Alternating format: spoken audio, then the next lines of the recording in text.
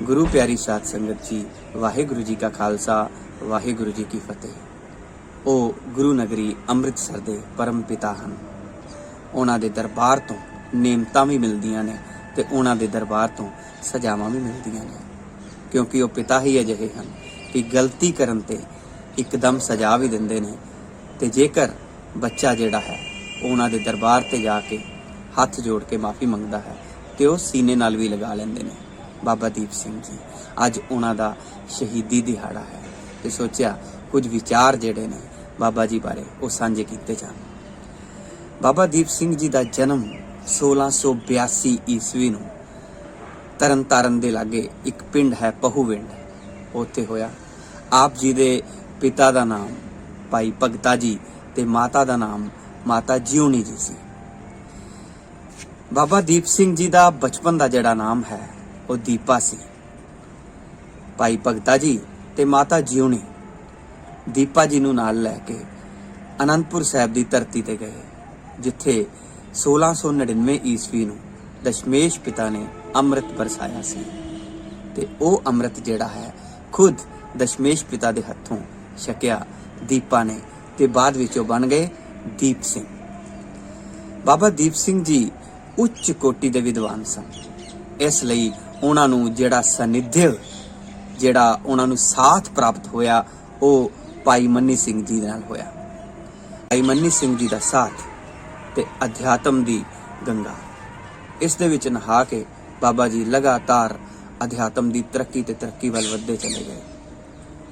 ਬਾਬਾ ਜੀ ਦੀ ਲਿਖਾਈ ਜਿਹੜੀ ਸੀ ਉਹ ਬੜੀ ਖੂਬਸੂਰਤ ਸੀ, ਇਸ ਲਈ ਜਦ 9ਵੀਂ ਪਾਤਸ਼ਾਹੀ ਸਾਹਿਬ ਸ੍ਰੀ ਗੁਰੂ ਤੇਗ ਬਹਾਦਰ ਜੀ ਦੀ ਬਾਣੀ ਜਿਹੜੀ ਹੈ ਉਹ ਸ੍ਰੀ ਗੁਰੂ ਗ੍ਰੰਥ ਸਾਹਿਬ ਜੀ ਦੇ ਵਿੱਚ ਸ਼ਾਮਲ ਕੀਤੀ ਗਈ, ਤੇ ਇਹ 4 ਪ੍ਰਤੀਆਂ ਜਿਹੜੀਆਂ ਸੀਗੀਆਂ ਉਹ ਬਾਬਾ ਦੀਪ ਸਿੰਘ ਜੀ ਨੇ ਖੁਦ ਆਪਣੇ ਹੱਥੀਂ ਲਿਖੀਆਂ, ਜੋ ਕਿ 4 ਤਖਤ ਸਾਹਿਬਾਨ ਨੇ ਜਿਹੜੇ ਸਾਡੇ ਉੱਥੇ ਵਿਦਮਾਨ ਹਨ। ਬਾਬਾ ਜੀ ਉੱਚ ਕੋਟੀ ਦੇ ਜਤੀ ਸਤੀ ਸਨ, ਤੇ ਜਦ 1656 ਈਸਵੀ ਦੇ ਵਿੱਚ ਅਹਿਮਦ ਸ਼ਾਹ ਅਬਦਾਲੀ ਨੇ ਪੰਜਾਬ ਦੇ ਉੱਤੇ ਚੌਥਾ ਹਮਲਾ ਕੀਤਾ, ਤੇ ਬਾਬਾ ਜੀ ਜਿਹੜੇ ਸਨ ਉਹਨਾਂ ਨੇ ਗੁਰਿੱਲਾ ਯੁੱਧ ਦੇ ਰਾਹੀਂ 350 ਔਰਤਾਂ, ਧੀਆਂ, ਭੈਣਾਂ, ਮਾਵਾਂ ਜਿਹੜੀਆਂ ਸਨ ਉਹਨਾਂ ਨੂੰ ਉਸ ਜ਼ਾਲਮ ਦੀ ਕੈਦ ਵਿੱਚੋਂ ਰਿਹਾ ਕਰਵਾਇਆ ਸੀਗਾ। ਜਦ ਇਹ ਗੱਲ ਜਿਹੜੀ ਹੈ ਉਹ ਅਹਿਮਦ ਸ਼ਾਹ ਅਬਦਾਲੀ ਦੇ ਬੇਟੇ ਤੈਮੂਰ ਸ਼ਾਹ ਨੂੰ ਪਤਾ ਲੱਗੀ, ਤੇ ਉਹ ਪੂਰਾ ਇੱਕ ਲਸ਼ਕਰ ਲੈ ਕੇ, ਸੈਨਾ ਲੈ ਕੇ ਜਿਹੜਾ ਹੈ ਉਸਨੇ ਹਰਮੰਦਰ ਸਾਹਿਬ ਦੇ ਉੱਤੇ ਪੰਜਾਬ ਵੱਲ ਕੂਚ ਕੀਤਾ। ਉਸਨੇ ਆਪਣੇ ਇੱਕ ਸੈਨਾਪਤੀ ਜਹਾਨ ਖਾਨ ਦੇ ਨਾਲ ਬਹੁਤ ਸਾਰੇ ਸਿੱਖੀ ਦੇ ਜਿਹੜੇ ਧਾਰਮਿਕ ਸਥਾਨ ਸਨ ਉਹਨਾਂ ਦੀ ਬੇਅਦਬੀ ਕੀਤੀ, ਤੇ ਨਾਲ ਹੀ ਉਹ ਪਹੁੰਚਿਆ ਸੱਚਖੰਡ ਸ੍ਰੀ ਹਰਮੰਦਰ ਸਾਹਿਬ। ਮੰਦਿਰ ਦੀ ਇਮਾਰਤ ਜਿਹੜੀ ਹੈ ਉਸ ਨੂੰ ਵੀ ਨੁਕਸਾਨ ਪਹੁੰਚਾਇਆ, ਤੇ ਇਸ ਦੇ ਨਾਲ ਨਾਲ ਉਸਨੇ ਸਰੋਵਰ ਜਿਹੜਾ ਹੈ ਅੰਮ੍ਰਿਤ ਸਰੋਵਰ ਉਸ ਨੂੰ ਮਿੱਟੀ ਨਾਲ ਪੁਰਵਾ ਦਿੱਤਾ। ਸਾਰੇ ਸਰੋਵਰ ਵਿੱਚ ਮਿੱਟੀ ਭਰ ਦਿੱਤੀ ਗਈ, ਤੇ ਉਥੋਂ ਤਲਵੰਡੀ ਸਾਬੋ ਕੀ ਤਲਵੰਡੀ ਜਿੱਥੇ ਬਾਬਾ ਜੀ ਮੌਜੂਦ ਸਨ, ਤੇ ਬਾਬਾ ਜੀ 8 ਪਹਿਰ ਜਿਹੜੇ ਹੈ ਉਹ ਲਗਾਤਾਰ ਸਾਧਨਾ ਵਿੱਚ ਅਕਾਲ ਪੁਰਖ ਵਾਹਿਗੁਰੂ ਦੇ ਨਾਲ ਜੁੜੇ ਰਹਿੰਦੇ ਸਨ। ਜਦ ਉਹਨਾਂ ਨੂੰ ਇਸ ਗੱਲ ਦਾ ਪਤਾ ਲੱਗਾ ਤੇ ਉਹਨਾਂ ਨੇ ਆਪਣਾ 16 ਸ਼ੇਰ ਦਾ ਖੰਡਾ ਚੁੱਕਿਆ ਤੇ ਚੱਲ ਪਏ 3000 ਸਿੰਘਾਂ ਦੇ ਨਾਲ ਅੰਮ੍ਰਿਤਸਰ ਸਾਹਿਬ ਦੀ ਔਰ।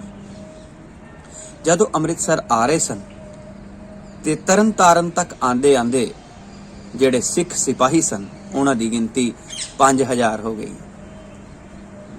ਤਰਨਤਾਰਨ ਸਾਹਿਬ ਦੇ ਲਾਗੇ ਬਾਬਾ ਦੀਪ ਸਿੰਘ ਜੀ ਨੇ ਆਪਣੇ 16 ਸ਼ੇਰ ਦੇ ਖੰਡੇ ਦੇ ਨਾਲ ਇੱਕ ਲਕੀਰ ਖਿੱਚੀ, ਤੇ ਲਕੀਰ ਖਿੱਚ ਕੇ ਉਹਨਾਂ ਨੇ ਇੱਕ ਗੱਲ ਕਹੀ ਕਿ ਇਸ ਤੋਂ ਅੱਗੇ ਹੁਣ ਜਿਹੜਾ ਵੀ ਜਾਏਗਾ ਉਸ ਨੂੰ ਆਪਣਾ ਸੀਸ ਦੇਣਾ ਪਏਗਾ ਧਰਮ ਦੇ ਲਈ।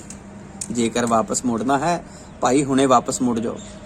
ਇੱਕ ਵੀ ਸਿੰਘ ਵਾਪਸ ਨਹੀਂ ਮੁੜਿਆ, ਤੇ ਇਸ ਤੋਂ ਅੱਗੇ ਜਾ ਕੇ ਜਹਾਨ ਖਾਨ ਦੀ 20000 ਦੀ ਸੈਨਾ ਤੇ ਸਿੰਘਾਂ ਦੀ 5000 ਦੀ ਸੈਨਾ ਜਿਹੜੀ ਸੀਗੀ ਉਹਨਾਂ ਦਾ ਆਪਸ ਵਿੱਚ ਖੂਨੀ ਟਾਕਰਾ ਹੋਇਆ। ਧਰਤੀ ਤੇ ਅਜਿਹੀ ਲੜਾਈ ਜਿਹੜੀ ਹੈ ਉਹ ਨਹੀਂ ਲੜੀ ਗਈ, ਕਿਉਂਕਿ ਇਸ ਲੜਾਈ ਦੇ ਵਿੱਚ ਉਹ ਕਾਰਨਾਮਾ ਵਾਪਰਿਆ ਜਿਹੜਾ ਕਿ ਹਾਲੇ ਤੱਕ ਇਤਿਹਾਸ ਵਿੱਚ ਕਦੀ ਵੀ ਨਹੀਂ ਸੀ ਵਾਪਰਿਆ। ਲਗਾਤਾਰ ਲੜਾਈ ਚੱਲ ਰਹੀ ਸੀ, ਚਾਰੋਂ ਤਰਫ ਜਿਹੜੀ ਸੀ ਹਾਹਾਕਾਰ ਮਚੀ ਹੋਈ ਸੀ, ਬਾਬਾ ਜੀ ਆਪਣੇ 16 ਸ਼ੇਰ ਦੇ ਖੰਡੇ ਦੇ ਨਾਲ ਲਗਾਤਾਰ ਅਧਰਮੀਆਂ ਤੇ ਜ਼ਾਲਮਾਂ ਦਾ ਜਿਹੜਾ ਸੀਗਾ ਉਹਨਾਂ ਦੀ ਜਾਨ ਲੈ ਰਹੇ ਸਨ, ਉਹਨਾਂ ਦਾ ਵਿਨਾਸ਼ ਕਰ ਰਹੇ ਸਨ। ਤੇ ਇੱਥੇ ਹੀ ਜਹਾਨ ਖਾਨ ਦੀ ਸੈਨਾ ਦਾ ਇੱਕ ਜਰਨੈਲ ਜਿਹੜਾ ਸੀਗਾ, ਜਿਹਦਾ ਨਾਮ ਸੀਗਾ ਜਮਾਲ ਖਾਨ, ਉਸ ਦੇ ਇੱਕ ਵਾਰ ਦੇ ਨਾਲ ਬਾਬਾ ਜੀ ਦੇ ਘੋੜਾ ਜਿਹੜਾ ਹੈ ਉਹ ਘਾਇਲ ਹੋ ਜਾਂਦਾ ਹੈ, ਜ਼ਖਮੀ ਹੋ ਜਾਂਦਾ ਹੈ। ਤੇ ਬਾਬਾ ਜੀ ਜ਼ਮੀਨ ਦੇ ਉੱਤੇ ਹੀ ਆਪਣੇ ਖੰਡੇ ਦੇ ਨਾਲ ਲਗਾਤਾਰ ਲੜਦੇ ਅੱਗੇ ਵਧ ਰਹੇ ਸਨ। ਚਾਰੋਂ ਤਰਫ ਯਾ ਅਲੀ ਚੱਲ ਰਿਹਾ ਸੀਗਾ, ਕਿਉਂਕਿ ਬਾਬਾ ਜੀ ਦਾ ਖੰਡਾ ਜਿਹੜਾ ਸੀਗਾ ਉਹ ਸਾਖਸ਼ਾਤ ਕਾਲ ਦਾ ਰੂਪ ਬਣਿਆ ਹੋਇਆ ਸੀ। ਇੱਥੇ ਆ ਕੇ ਜਮਾਲ ਖਾਨ ਤੇ ਬਾਬਾ ਦੀਪ ਸਿੰਘ ਜੀ ਦੋਨੋਂ ਆਮੋ ਸਾਹਮਣੇ ਆਉਂਦੇ ਨੇ ਤੇ ਦੋਨਾਂ ਦੇ ਵਾਰ ਜਿਹੜੇ ਨੇ ਉਹ ਇੱਕ ਦੂਸਰੇ ਦੇ ਸਿਰ ਜਿਹੜੇ ਨੇ ਉਸ ਨੂੰ ਧੜ ਦੇ ਨਾਲੋਂ ਅਲੱਗ ਕਰ ਦਿੰਦੇ ਨੇ। ਬਾਬਾ ਜੀ ਦਾ ਸਿਰ, ਜਮਾਲ ਖਾਨ ਦਾ ਸਿਰ ਜਿਹੜਾ ਹੈ ਉਹ ਕੱਟ ਕੇ ਪਰੇ ਡਿੱਗਦਾ ਹੈ ਤੇ ਨਾਲ ਹੀ ਬਾਬਾ ਜੀ ਦਾ ਸਿਰ ਜਦੋਂ ਜ਼ਮੀਨ ਦੇ ਉੱਤੇ ਡਿੱਗਾ ਤੇ ਭਾਈ ਦਿਆਲਾ ਸਿੰਘ ਜੀ ਨੇ ਉੱਚੀ ਸਾਰੀ ਆਵਾਜ਼ ਦਿੱਤੀ ਕਿ ਬਾਬਾ ਜੀ ਤੁਸੀਂ ਤੇ ਕਿਹਾ ਸੀ ਕਿ ਅਸੀਂ ਆਪਣਾ ਸੀਸ ਜਿਹੜਾ ਹੈ ਉਹ ਸਾਹਿਬ ਸ੍ਰੀ ਗੁਰੂ ਹਰਮੰਦਰ ਸਾਹਿਬ ਸੱਚਖੰਡ ਸਾਹਿਬ ਵਿਖੇ ਦੇਣਾ ਹੈ। ਤੇ ਕਹਿੰਦੇ ਹਨ ਕਿ ਉਸ ਵੇਲੇ ਬਾਬਾ ਜੀ ਦਾ ਧੜ ਜਿਹੜਾ ਹੈ ਉਹ ਉੱਠਿਆ ਤੇ ਉਹਨਾਂ ਨੇ ਉਸ ਧੜ ਨੇ ਆਪਣਾ ਸੀਸ ਜਿਹੜਾ ਹੈ ਉਹ ਆਪਣੀ ਤਲੀ ਦੇ ਉੱਤੇ ਚੁੱਕਿਆ ਤੇ ਅੱਗੇ ਵਧਣਾ ਸ਼ੁਰੂ ਕਰ ਦਿੱਤਾ। ਇਹ ਉਹ ਨਜ਼ਾਰਾ ਸੀ ਜਿਹਨੂੰ ਦੇਖ ਕੇ ਬਾਕੀ ਬਚੀ ਹੋਈ ਜਿਹੜੀ ਜ਼ਾਲਮਾਂ ਦੀ, ਮੁਗਲਾਂ ਦੀ ਜਿਹੜੀ ਸੈਨਾ ਸੀ ਮੁਸਲਮਾਨਾਂ ਦੀ, ਉਹ ਲਗਾਤਾਰ ਯਾ ਅਲੀ ਥਰ ਕੰਬਦੇ ਹੋਏ ਦੌੜਨਾ ਸ਼ੁਰੂ ਹੋ ਗਏ। ਤੇ 15,000 ਜਿਹੜੇ ਸਿਰ ਸਨ ਉਹ ਰਣ ਭੂਮੀ ਦੇ ਵਿੱਚ ਪਏ ਹੋਏ ਸਨ ਤੇ ਬਾਬਾ ਜੀ ਲਗਾਤਾਰ ਆਪਣਾ ਸੀਸ ਤਲੀ ਤੇ ਧਰ ਕੇ ਅੱਗੇ ਵਧ ਰਹੇ ਸਨ। ਤੇ ਫਿਰ ਉਹਨਾਂ ਨੂੰ ਲਗਭਗ ਅੱਧਾ ਕਿਲੋਮੀਟਰ ਉਰੇ ਉਹਨਾਂ ਨੂੰ ਨਜ਼ਰ ਆਇਆ ਸੱਚਖੰਡ ਸ੍ਰੀ ਹਰਮੰਦਰ ਸਾਹਿਬ। ਆਪ ਜੀ ਨਤਮਸਤਕ ਹੋਏ, ਆਪ ਜੀ ਨੇ ਅਰਦਾਸ ਕੀਤੀ ਤੇ ਆਪਣਾ ਸੀਸ ਜਿਹੜਾ ਹੈ ਉਹ ਗੁਲਾਬ ਦੇ ਫੁੱਲ ਦੀ ਤਰ੍ਹਾਂ ਸੱਚਖੰਡ ਸ੍ਰੀ ਹਰਮੰਦਰ ਸਾਹਿਬ ਜੀ ਦੇ ਅਰਪਣ ਕੀਤਾ ਹਵਾ ਦੇ ਵਿੱਚ। ਤੇ ਉਹ ਸਿਰ ਜਿਹੜਾ ਹੈ ਉਹ ਸੱਚਖੰਡ ਸ੍ਰੀ ਹਰਮੰਦਰ ਸਾਹਿਬ ਜੀ ਦੀ ਪਰਿਕਰਮਾ ਦੇ ਵਿੱਚ ਡਿੱਗਾ, ਜਿੱਥੇ ਬਾਬਾ ਜੀ ਦਾ ਗੁਰਦੁਆਰਾ ਜਿਹੜਾ ਹੈ ਉਹ ਬਣਿਆ ਹੈ ਤੇ ਅਸੀਂ ਨਤਮਸਤਕ ਹੁੰਨੇ ਹਾਂ। ਬਚਪਨ ਤੋਂ ਹੀ ਉਸ ਦਰਬਾਰ ਤੇ ਜਦ ਵੀ ਜਾਈਦਾ ਸੀਗਾ, ਜਦ ਛੋਟੇ ਹੁੰਦੇ ਸਾਂ ਤੇ ਪੜ੍ਹਦੇ ਹੁੰਦੇ ਸਾਂ ਕਿ ਜਾ ਤਾਂ ਪ੍ਰੇਮ ਖੇਲਣ ਕਾ ਚਾਹੋ, ਸਿਰ ਤਰਤਲੀ ਗਲੀ ਮੇਰੀ ਆਓ। ਬਾਅਦ ਵਿੱਚ ਪਤਾ ਲੱਗਾ ਕਿ ਵਾਕਈ ਪਿਆਰ ਕੀ ਹੁੰਦਾ ਹੈ। ਪਿਆਰ ਦਾ ਅਰਥ ਹੈ ਕਿ ਉਸ ਪਰਮ ਪਿਤਾ ਪਰਮਾਤਮਾ ਦੇ ਨਾਲ, ਉਸ ਅਕਾਲ ਪੁਰਖ ਦੇ ਨਾਲ ਅਜਿਹੀ ਸਾਂਝ ਪਾਣੀ ਕਿ ਜੇਕਰ ਅਧਰਮ ਦੀ ਗੱਲ ਹੋਵੇ ਤੇ ਫਿਰ ਪਿੱਛੇ ਮੁੜ ਕੇ ਨਹੀਂ ਦੇਖਣਾ, ਬੁਰਾਈ ਜਾਂ ਝੂਠ ਦਾ ਸਾਥ ਨਹੀਂ ਦੇਣਾ। ਇਹ ਗੱਲ ਸਿਖਾਉਂਦੇ ਹਨ ਸਾਹਿਬ ਸਾਡੇ ਅੰਮ੍ਰਿਤਸਰ ਗੁਰੂ ਨਗਰੀ ਦੇ ਪਰਮ ਪਿਤਾ ਬਾਬਾ ਦੀਪ ਸਿੰਘ ਜੀ ਮਹਾਰਾਜ। ਅੱਜ ਉਹਨਾਂ ਦਾ ਜਨਮ ਦਿਹਾੜਾ ਹੈ।